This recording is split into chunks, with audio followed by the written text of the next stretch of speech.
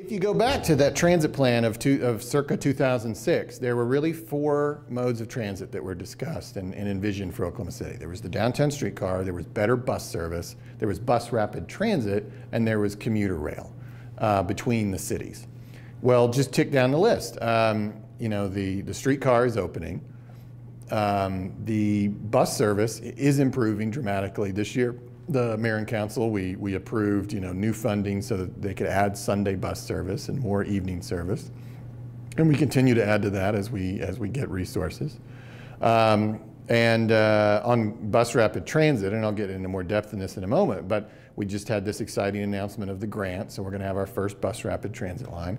And then Regional Transit Authority was just approved by the Oklahoma City Council, and we're now a party to the state's first Regional Transit Authority, which creates the mechanism and the body that would begin to envision commuter rail between Edmond and Norman and Midwest City.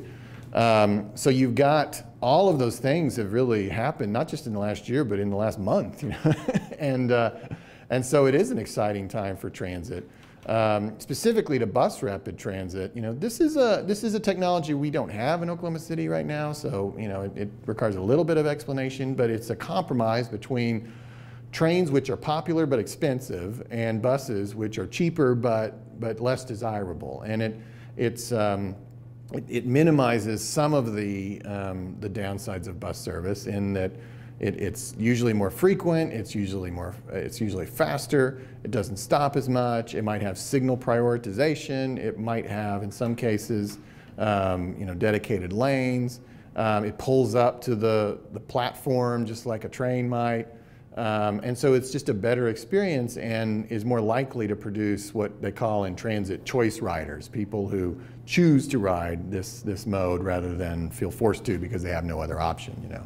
And so it's a great improvement in service, at least in that corridor for people who currently use transit, and it's also a potential opportunity to create new transit users in our city, which we think is a positive development. So it'll take a few years for that to roll out, and of course, again, that transit plan from 12 years ago that we're still working envisions bus rapid transit in other directions as well. But this was the first step in an exciting development when we got it all kind of in one fell swoop from the federal government, which doesn't happen very often, so we celebrate it.